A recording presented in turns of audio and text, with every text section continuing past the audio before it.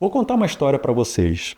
Uma vez em sala de aula, eu fui ministrar um curso Visão Geral sobre a nova lei de licitações e a primeira pergunta que foi feita foi justamente qual a diferença entre o estudo técnico preliminar e o termo de referência. Então vamos lá. São dois documentos a serem elaborados na fase preparatória do processo de contratação, dois documentos importantíssimos, mas com funções completamente distintas. Já sabemos que na nova lei de licitações, todo processo administrativo de contratação deve ser iniciado pela necessidade. E a primeira etapa do planejamento ela é constituída pelo estudo técnico preliminar. Logo, qual é a função do estudo técnico preliminar? Pelo estudo técnico preliminar, nós vamos aprofundar o estudo detalhado sobre essa necessidade que ensejou a abertura do processo de contratação. Ou seja, vamos conhecer melhor a necessidade da administração pública.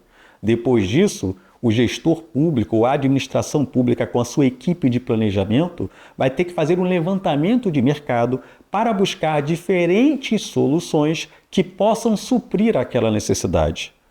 De frente dessas diferentes soluções, vamos fazer uma estimativa de preços preliminar, uma pesquisa de preços simplificada de cada uma das soluções para possibilitar o estudo comparativo e, ao final, definir entre essas soluções qual delas será a mais vantajosa para a administração pública, ou seja, qual delas vai proporcionar à administração pública a melhor relação custo-benefício. Ao final do estudo técnico preliminar, a administração pública vai concluir se é viável técnica e economicamente a contratação daquela solução. Então, essa é a função do estudo técnico preliminar. Feito esse estudo técnico preliminar, onde foi definida a melhor solução para suprir a necessidade da administração pública, antes de elaborar o termo de referência, deverá ser feita a análise de riscos da contratação. E essa análise de riscos ela pode ser feita, inclusive, com a elaboração do mapa de gerenciamento de riscos. Mapa esse onde será possível identificar riscos, medir a probabilidade e o impacto de cada risco e delinear medidas preventivas e corretivas para tentar mitigar a ocorrência desses riscos. E só depois disso deverá ser feito o termo de referência.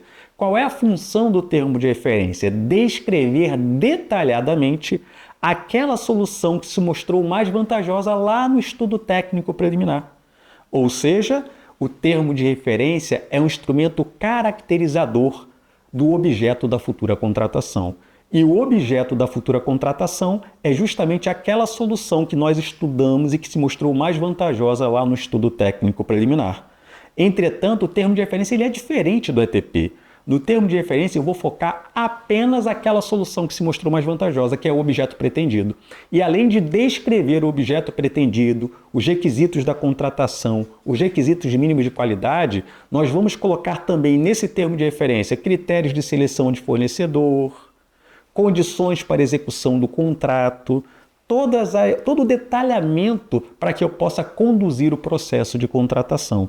Só depois da descrição do termo de referência que será possível fazer a pesquisa de preços definitiva, que vai gerar o orçamento estimativo da futura licitação, verificar se tem disponibilidade orçamentária para partir para a elaboração do edital de licitação. Então, para nós concluirmos qual é a diferença do ETP para o termo de referência, o ETP constitui a primeira etapa do planejamento, onde eu estudo a necessidade e verifico no mercado qual é a melhor solução para suprir essa necessidade. Já o termo de referência é o documento no qual nós vamos descrever completamente essa solução mais vantajosa e as condições para a sua contratação. Então, é muito importante que a administração pública, por meio dos seus gestores públicos, compreendam perfeitamente os objetivos de cada um desses instrumentos para que possam tornar as suas contratações mais eficientes e convergentes com a Lei Federal 14.133.